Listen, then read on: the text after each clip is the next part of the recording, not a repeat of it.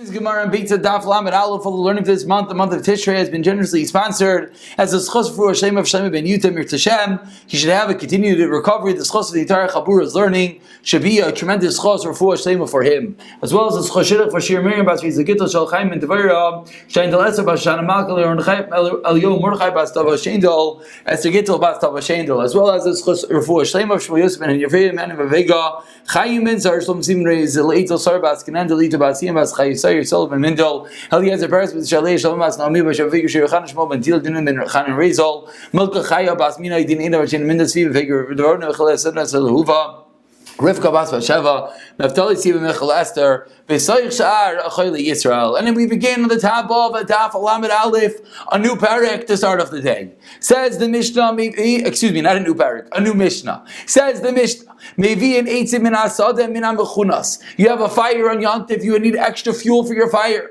Where do you get that fuel? Says the Mishnah, you got to bring in wood from the field, min hamechunas, from that which is prepared before Yantif, that which is sitting in a pile and gathered before Yantif. Umin akarfif. If you want to bring it in from a karfif, from an enclosure, then afilu min hamefuzar, then you'll not even use that which is scattered. So again, if you're going out to the field, then it has to be piled and ready. If you're going to the karfif, to an enclosed area, the wood can even be scattered around. Says the Mishnah, Izeu karfif. What is a karfif? Kol shesamach lir divi Rabbi Yehuda. Whatever is close to the city, that's Rabbi Yehuda's opinion. And of course, the Gemara is going to explain exactly what that means.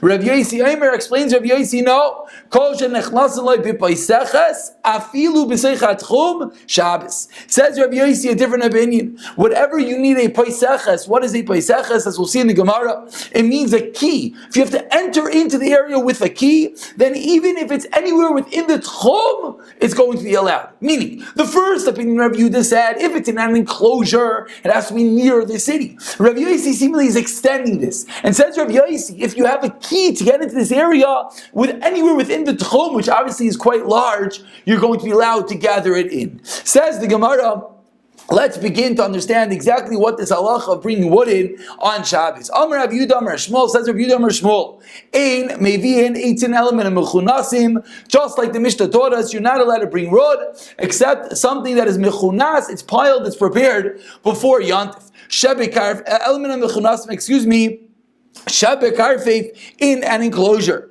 So this is obviously a bit different than the Mishnah. What did the Mishnah say? That if it's an enclosure, it could be scattered. If it's not in an enclosure, then it has to be piled. What does Rav Yehuda Amar Shmuel say? No, even in the enclosure, it has to be piled, it has to be mechunas, gathered together. Asks the Gemara, we just pointed out, we learned to the Mishnah that when you're getting it from the karfeif, even if it's scattered. So you, Rabbi Yehuda Amar Shmuel, taught us, no, if it's in the karfif, if it's in an enclosure, it still has to be mechunas all together. What do you mean? We have a Mishnah that says that when it's in a karfif, it could be even scattered all over the wood. Answers the Gemara, Masnisa Yichidai. Our Mishnah is in truth not like Rabbi Yehuda Amar Shmuel, but our Mishnah is a das yachid, is a singular opinion. The Tanya, as we learned today, Beitzah. Omer Rav Shimon ben Elazar lo nechlu Beis Shammai Beis Hillel al mefuzarin shebesados. Beis Shammai Beis Hillel do not disagree with regard to items which are scattered in a field. Shein mevi'in. If it's scattered in a field, they both agree you're not allowed to use that as firewood. V'alam chonasim shebekarfeif. And if it's piled, if it's gathered in the karfeif, in the enclosed area, they agree shemevim, you're allowed to bring it. So again, if it's in the field scattered, nothing doing. If it's in the enclosure and it's piled, everyone says it's good. So what's the debate between Beis Shammai and Beis Hillel? Explains of Shimon Elazar. Aman echliku, and what do they argue? Al mefuzarim shebekarfeif. If it's mefuzar, if it's scattered in the enclosure, and of course this is going to be where the Mishnah's opinion is going to come in. Or when it's piled in the field, so our Mishnah is going with the opinion of Rav Shimon ben Elazar according to Beis Hillel. Like Beis Hillel just said, Yavi, you're allowed to bring in what case? In the case of mefuzar in the karfeif, scattered in an enclosure, or piled in a field. The exact case of the Mishnah is like Beis Hillel, but according to whom? Rav Shimon ben Elazar. According to Rav Yehuda Amar Shmuel, no. Rav Yehuda Amar Shmuel disagrees with Rav Shimon ben Elazar. And Rav Yehuda Amar Shmuel says, that even when it's in an enclosed area, it still has to be piled. If it's scattered, it's nothing doing. And of course, what at the crux of this whole discussion is what makes something set aside, not to muksa, prepared for a yantiv use, is the fact that it's in an enclosure and enough. Does it have to be piled? Could it be scattered? Does it have to be within the tchum? That's exactly what's going on over here. So the Gemara just explained that our Mishnah is going with Rav Shimon Elazar the way that he explains Beis Hillel. Amar Rava comes along with a bit of a first cousin halacha. If we have leaves of vines and leaves of reeds, even though they're gathered, as well as umaisvi, and they're gathered together, and they're lying in the ground for Yantif. Kivan, since says Rava, the madli zika mivader lahu. What would happen if a wind would come and you have these vines? The wind would scatter them everywhere. Kimifuzarim damai, says Rava, the fact that they're piled is irrelevant because they're too light. The wind could just blow them away. They're like scattered. V'asurin, you're not allowed to use them on Yantif. However, explains Rava, if you put a utensil on top of them, you take your cup and you sit on top of these vines, you make sure it will not scatter in the wind. Then says Rava, Shabir Dami, then it's okay, and you can use that on Yontif. That's the first part of the Mishnah. When we can use wood in the karfef, what level you need? Is it even allowed to be scattered, like the Mishnah says, like Rav Shimon Elazar, the opinion of Beis Hillel? Or no, does it have to be gathered, like Rav Yudah or Shmuel? Says the Gemara, the two dots, about 20 lines down, Ezeu garfeif v'chulu. What is a garfeif, said the Mishnah? If it's samuch le'ir, if it's near the city. Ibayilu, ask the Gemara, Heichi ka'amar kol shebesamuch le'ir v'ud islei paiseches. What exactly is the case of the Mishnah? Asks the Gemara, does the Mishnah mean to say that when it's near the city, that's the case, that if it has the islei paiseches, if it has a key, that's the case that you're allowed to take it in? And then what's the chiddush of Rav Yosi, v'asar Rav Yosi l'meimar, kiven islei paiseches afilu b'soichat tchum Shabbos nami. Even within the Tchum Shabbos, is that one way of learning the Mishnah? We'll explain in a moment. This is what the Mishnah means. When it's close to the city, when it's near the city, says the Tanakama, says Rabbi Yehuda, I don't care if you have a key, if you don't have a key, if it's locked up or not. If it's near the city, that's enough. And then what's the chiddush of Rabbi Yosi? Vas Rabbi Yosi l'meimer, and there Rabbi Yosi comes to say, afilu b'soich tchum Shabbos. But v'davka dislei b'seches. Avol leslei b'seches, if there's no key, afilu samach le'ir, nami loy. So the Gemara is asking a fundamental shayla, what is the debate in the Mishnah between Rabbi Yehuda and Rabbi Yosi? How far does it go? Because Rabbi Yehuda says near the city, Rabbi Yosi says key. So what exactly is this debate? Is it a twofold debate or a one-fold debate? That's the question of the Gemara. Is that Rabbi Yehuda saying that when it's near the city and it has a key, that's when it's going to be allowed to be taken because it's considered prepared? And Rav Yosi says, no, if it has a key, even the whole tchum. One way of learning. Or no, Rav Yehuda says when it's near the city, I don't care if it has a key. Even without a key, the mere fact that it's near a city, it's enough. And Rav Yosi comes along and he says, no. That even when it doesn't have, even when it has a key, Rav Yosi comes to say that when it's in the Tchum Shabbos, when it has a key, it's going to work. But it doesn't have a key, it doesn't work. So again, to say it slightly better, is the Chiddush of Rav Yosi a Chiddush specifically with regard to a key? That Rav Yosi comes along to be Machadesh, when you have a key, you can extend the boundaries. Whereas Rav Yehuda said no. When it's near the city, so each one has their focus. Rav Yehuda's focus is near a city. Rav Yosi's focus is key, and once it has a key, you can extend it. That's one way of learning. The second way, or is Rav Yehuda also discussing a case of key, but he also needs it to be near the city? And Rav Yosi says no. Answers the Gemara. Let's answer what exactly is this debate between Rav Yehuda and Rav Yosi. Tashema midiktani Rav Yosi Omer. What's the wording of the Mishnah? Rav Yosi introduced the whole idea of a key. Shma mina, Rav Yosi tarti lekula kamar. We learn from here that Rav Yosi is saying a double leniency. Shma mina, says the Gemara, it is conclusive. And Amar Rav Sela, Amar Rav Yirmiyah, halacha. Rav Yosi lahakel. This indeed is the halacha, says the Gemara, like Rav Yosi, to be lenient, a dual leniency, as the Gemara points out. Let's let Rashi teach us one Rashi before we move on to the next Mishnah. Rashi is in the second wide line, says Rashi, Koloimar. Says the Rashi, and of course we know whenever Rashi uses the word Koloimar, He's coming to teach me something that is not necessarily the most pasha way of understanding. Says Rashi, Kiloimar, midrav Yosi nishma l'drav Yehuda. The lav tervayu boy. Rav Yehuda does not need both. Rav Yosi betarti akil. He's makel in two cases. The machshir besamach beloy paisaches. If it's near the city, even without a key, or bepaisaches beloy samach. If it has a key, even if it's not near the city, and that is what Rav Yosi's chiddush is. That when it's locked, even far from the town, or when it's near the town, even without the lock. That's the way Rashi learns. There's a bunch of long Rashis, but that's the ikar. That's the main ingredient over here that the Gemara is teaching us. That Rav Yosi is coming along to teach us a dual kula. Number one, a key itself suffices even outside the tchum. Excuse me, even not close to the city if it's within the tchum. And number two, if it's near the city, even without a key. Says the Mishnah, a new Mishnah.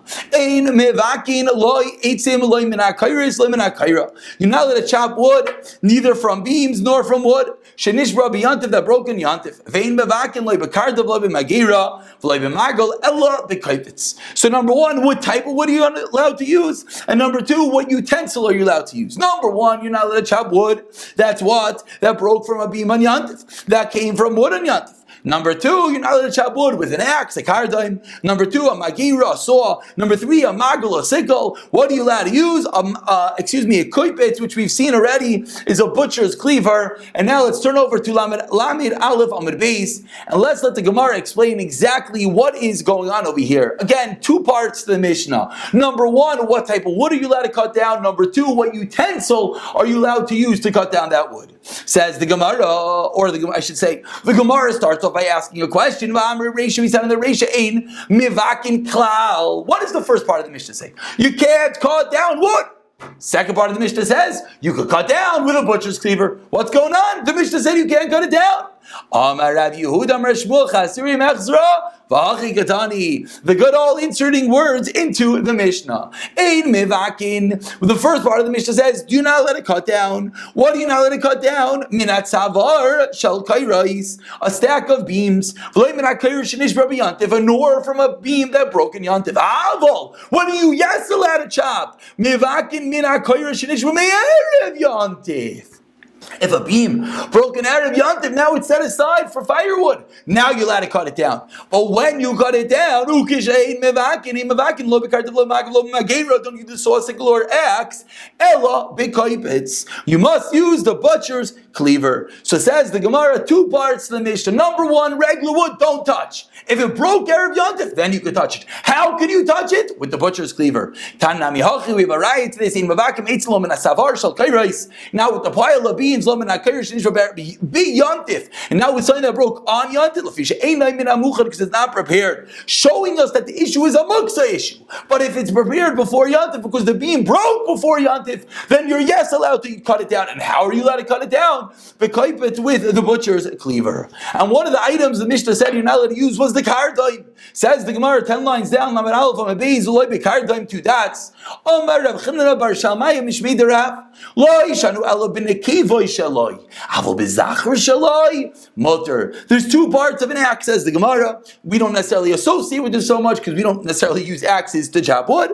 But says the Gemara, the nekeva is the female part, which is the wide part of the axe, says Rashi, you're not allowed to use. But the zachrus, the narrow part of the axe, you're allowed to use. Says the Gemara, pshita, that's obvious. Because what did the Mishnah say you're allowed to use? B'koipitz tanan. You have to use a butcher's cleaver. And what is a butcher's cleaver? It's a narrow blade. So if you want to go use an axe with a narrow blade, of course it's allowed, because it's the exact same thing as the butcher's cleaver. Answers the Gemara, that Ataris, I'm sure everyone could anticipate on their own. Ma'u detema, you know what the Havamina was? Hani mili kopitz l'chudei. You're only allowed to use the butcher's cleaver. You're going to ask me, but the butcher's cleaver is narrow, and that half of the axe is also narrow. Avol kardaim, but the axe, the kupitz, Ema, but Avo, Kardaim v'koipitz, but an axe blade and a cleaver blade. Meaning, if you're using the cleaver, one more time, if you're using the axe like a cleaver, I would say, Ema, migu the high gisa aser, high gisa nama aser. I would think just like that side is aser, that side is aser. Meaning, you would think it's not a din, it's not necessarily specific to the type of blade, but the utensil. The utensil of an axe is forbidden. One side is forbidden, the other side is forbidden. The other side is the same thing as a kaipitz, as a butcher's cleaver, I don't care. The utensil is forbidden because it's aser. Kamash Malon, that's the chiddush of the Mishnah, that's the chiddush of the Gemara, that you're allowed to use the axe with the narrow side. That's one way of learning. Vika demasni la seifa, and there's some that learn this din at the end of the Mishnah. What did the end of the Mishnah say again? It's going to be the exact same thing, just rewording it backwards. Elobit kaipitz, you're allowed to use the butcher's cleaver. On that, when is it allowed with the axe, when is it allowed with the butcher's cleaver, with the zachrus, with the narrow part? Pshita, of course not. It says you can't use an axe. An axe is wide. I would think only an axe. You would think if you have a butcher's cleaver with a wide end, that's also allowed. Kamash Malan, that no, that's not allowed. So we're seeing two different details with regard to what type of utensil you're allowed to use. It has to be a narrow blade, and it has to be a butcher's cleaver. The two different lashainis of learning up the Gemara, why the Mishnah said specifically, you can't use an axe, a saw, or a sickle. I mean, you could use the kardim, you could use the axe. And that is Mishnah number 2 of the day. And today is a 3 Mishnah day. Says the Mishnah, halfway down. A house. It's full of fruit. That doesn't necessarily mean a house, it means a room. You have a room that's full of fruit, and that room is sealed. It's a sealed room. Perhaps that was the way they closed. They didn't have doors particularly, and they wanted to seal off a room, so they stacked up some bricks. We'll see exactly how in the Gemara. It's a sealed room. V'nivchas, and what happens? It opens up on Yantif. The door, ki'ilu, not the door, but the wall falls down. Noitel mimakom apeches. Says the Tanakama, you're allowed to take from the part where it breaches. The part of the wall that falls down, you're allowed to take out of their fruit on Yantif. You're even allowed to break down that wall. You let it open it up. That's the Mishnah. So we have 2 parts of the Mishnah again. Tanakama said, if the wall falls, go in that hole and take out the fruit. Rameir says, break down the wall. Says the Gemara, what's going on over here? Amai, how does Rameir let you break down the wall? You're breaking a tent. You're demolishing. You're breaking down a wall. How is that allowed in Yantif? You know what we're talking about over here? We're not talking about a real wall with cement. We're talking about a pile of bricks. The bricks were just piled up, forming a wall. So that wall you could break down. That's the Chiddush of Rav Meir. Says the Gemara, 1 second. Amy, is that true? If I have bricks that are left over from a building, you're allowed to move them. You have some leftover bricks at a building site. You're allowed to move them on Shabbos. Why? Because you're able to sit on it. It's a makeshift chair. So it's not muksa because it has a usage. Sharginu, but if you arrange the bricks, you pile them up, vadeyaksinu, then it's muksa. You're not allowed to touch it because it's set aside for building. So over here it's true there's no cement, but the mere fact you stacked up these bricks making a wall should make it muksa, asks the Gemara. Amar Rav Zera be Yantif Amru. We're talking about Yantif. So in Yantif we're going to be makel on the muksa aspect and not on the demolishing. On the muksa aspect to get the fruit. Avaloi b'Shabbos v'nan on Shabbos. Tanami Hach, we have a Beitzah that proves this point. Or Meir Omer Af b'Chez l'Chatchila b'Naitel b'Yantif Amru. Avaloi b'Shabbos. So the Beitzah says the exact same point that we just pointed out. That what is the din in the Mishnah? It's a din of Yantif. And what's the din of Yantif? A din of muksa. Why is it muksa? Because the wall is a makeshift wall to stack up bricks, so we're being mekel on muksa and yantif for the sake to get to the fruit on yantif. And that's the end of part 1 of the Gemara, really dealing with the Mishnah. Now the Gemara is going to take a left turn and segue into other dinim that have to do with demolishing once we're on the topic. Says the Gemara, Amar Shmuel, about 12 lines from the bottom. First word line is Amar. Amar Shmuel, Chaysama Shabakarka Matir. If you have something that's chaysam, that's tied together on the ground, you're allowed to untie it. Aval, loy mafkiyav loy chaytich. You can unravel the rope, loy chaytich, and you can cut the rope. So you have some sort of hole in the ground that's covered up with a rope. You could untie it, but you cannot unravel nor cut it. Says Shmuel, din number 1. Shebekalim. But if I have a keli, a utensil that's tied together, matir, I can untie it. And I can unravel it, and I can cut it. So on a keli, on a like a cake box, I have a string tying it up. I could cut it, I can untie it, I can unravel it, do what I want. If the same string is tying down the ground, I can only untie it, I can't unravel it, and I cannot cut it. The din of Shmuel. When is this din said? Says the Gemara, Echad Shabbos ve'echad Yantif. Shmuel is referring to both on Shabbos and Yantif, it's the same. So on your cake box, on your keli, you can do what you want. On the ground, you could only untie it. Din of Shmuel. Asks the Gemara a question on Shmuel. Meisvei. Says in a Beitzah, Chaysama shebekarka. If I have a seal in the ground, something tied up, B'Shabbos matir. Avaloi mafki avaloi chaytich. Only on Shabbos can you untie it. So far so good. But B'Yantiv says the Beitzah matir mafki avaloi. The Beitzah says explicitly on Yantiv you're allowed to do anything you want. Even on the ground, you could untie it, you could cut it, you could unravel it. Kashan Shmuel answers the Gemara. Amani Rameir. Shmuel says that Beitzah that allows you to on Yantif unravel it and cut it is Rameir. The Hamar Rameir holds up the Chatchila v'Naitel. Rameir in our Mishnah. What did Rameir in our Mishnah say? Rameir was more lenient on Yantif. Rameir allowed you to break down the wall. Says Shmuel, he's also going to allow you to untie the rope, to unravel the rope, and to cut the rope to get to this item in the ground on Yantif. Says the Gemara, now says Shmuel, but that's Rameir, but Pligi Rabbanan Alei, the Rabbanan argue on Rameir, Vanadami Rabbanan, and says Shmuel, I hold like the Rabbanan, so what are you asking me? You're asking me a question from a Beitzah, that Beitzah is Rameir who's more lenient, but I'm saying like the Rabbanan. Ask the Gemara 1 second. Do the Rabbanan argue on Rameir with regard to this? Then it's true. In our Mishnah, with regard to the wall, the bricks on the wall, there the Rabbanan argued. But do the Rabbanan argue with regard to tying up the floor? Vatani, we learned in a Beitzah. The Chacham knit Rameir by the ground. Then on Shabbos you can untie it, you cannot unravel, you cannot cut it. And beyond it, matir mafkiya v'chaytich. So the Rabbanan agree with Rameir. So ask the Gemara again, the Kash on Shmuel. Shmuel, you said both on Shabbos, both on Yantif, you could only untie. You cannot unravel, you cannot cut the string in the ground. Who are you going like? You wanted to suggest like the Rabbanan? It's not true. They admit to Rameir in this case. Let's turn over to tomorrow's daf for a moment. Lamed Aleph says the Gemara, who the Amar Shmuel holds Kaitana like the following Tana. The Tani we learned in a Beitzah. Chaysam shebekarka matir avaloi mafkiv loy chaytich. Echad Shabbos ve'echad Yantif. Beautiful, just like Shmuel said. V'shebekli v'Shabbos matir avaloi mafkiv loy chaytich. With a kli on Shabbos you could untie it. Don't cut it, don't unravel it. B'Yantif matir mafkiya v'chaytich. And the Beitzah. So this Beitzah is like Shmuel says the Gemara, because the Beitzah says explicitly in the second line, Chaysam Moshe bekarka matir avaloi mafkiya. And when Shabbos and Yantif. So Shmuel goes beautifully like the Beitzah. Says the Gemara, 1 second. Everyone is laughing at me. You're right, you answered him Chaysam shebekarka. What did the end of this Beitzah say? Let's read it again. It said Shebekli, only on Shabbos. But on Yantif you can do what you want. And Shmuel didn't say that.